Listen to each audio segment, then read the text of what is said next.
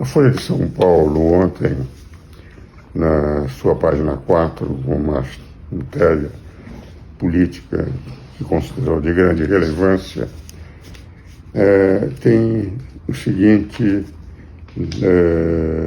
seguinte chamada: suspensão de perfis por Moraes vira caixa preta com exclusão da Polícia Federal e da Procuradoria-Geral da República.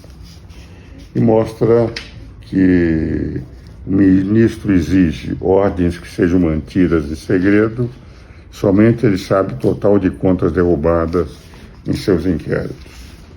E mostra que são inúmeras as contas que o ministro Alexandre de Moraes determinou a derrubada, não permitindo, portanto, que fossem veiculadas notícias ou informações ou manifestações por essas contas, e que isso não se ateve exclusivamente às eleições de 2022, mas que continuou em menor número nos anos seguintes, e que a Polícia Federal e a Procuradoria-Geral da República estão excluídas.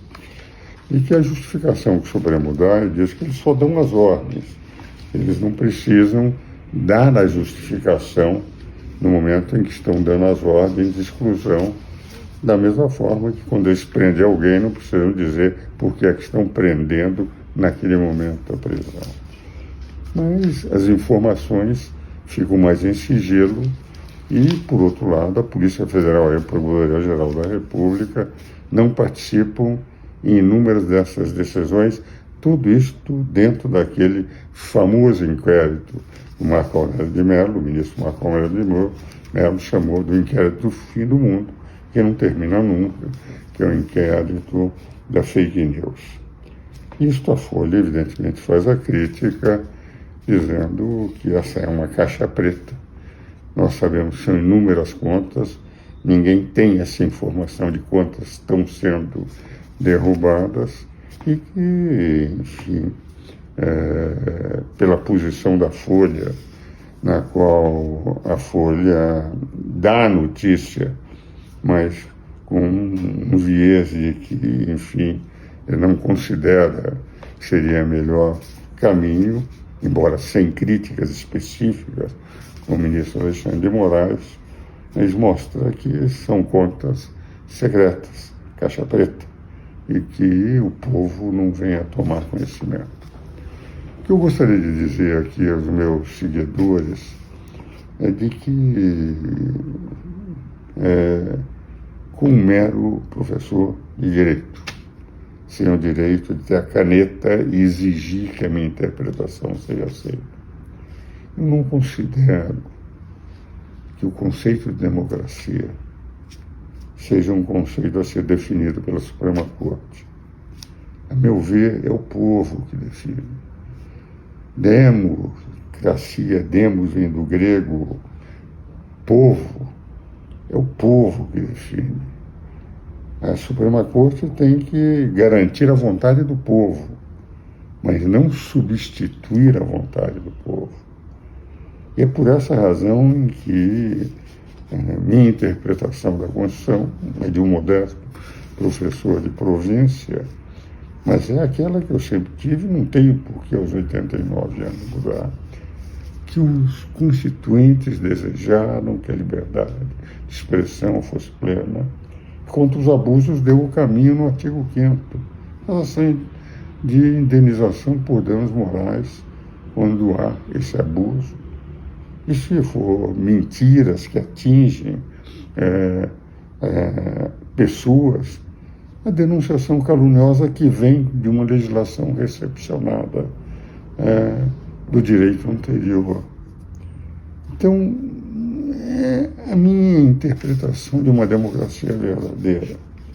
Não sem razão, decisões da Suprema Corte estão sendo contestadas no Congresso americano, onde a liberdade de expressão é considerada uma garantia fundamental e intocável, tendo nas manifestações constantes de deputados a impressão que no Brasil nós temos cerceamento da liberdade de expressão em presos políticos. evidente que eu estou me colocando como um mero professor de direito a interpretar. Mas eu entendo que a manifestação, quando há abuso, tem que gerar as ações pertinentes da legislação infraconstitucional. E quando há um abuso penal, Polícia Federal e Procuradoria-Geral da República é que tem que atuar. Não são decisões individuais e permanentes da Suprema Corte que devem interferir.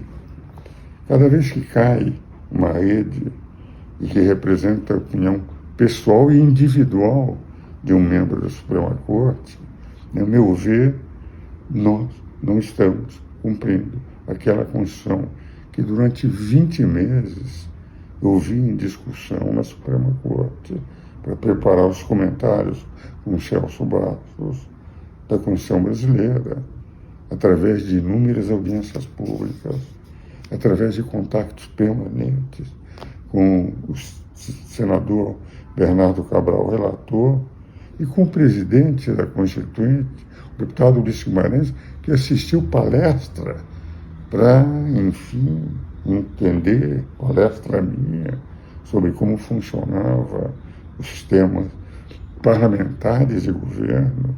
Tornou-se um parlamentarista, porque eu vinha desde a distinta década de 50, parlamentarista desde os bancos acadêmicos, defendendo esse sistema de governo. Por essa razão, eu tenho a impressão que essa matéria publicada na Folha deve ser refletida pelo povo brasileiro e pelos senhores ministros da Suprema Corte. A Suprema Corte está no artigo 102, é o guardião da Constituição. Mas estou convencido que o direito de definir aquilo que representa o melhor sistema democrático tem que ser dos outros dois poderes. Quem pode falar, quem não pode falar. E os poderes executivo e legislativo, que são aqueles que representam por eleição o povo. A Suprema Corte não é eleita pelo povo, que é uma função relevantíssima. Mas essa definição de democracia, do conceito de democracia, está no artigo 1º. É o povo soberano, aquele que deve dizer, aquele que elege dois poderes para poderem esses poderes dirigir o país, cabendo ao Supremo Tribunal Federal garantir a Constituição, mas sem o poder de legislar ou de definir conceitos de democracia que pertence ao povo nas eleições através de seus representantes fazer a definição. É um velho professor falhando, talvez falando sozinho, solitariamente, mas aos 89 anos não vou mudar de posição, por mais constrangimento que tenha a criticar os ínclitos ministros da Suprema Corte Brasileira.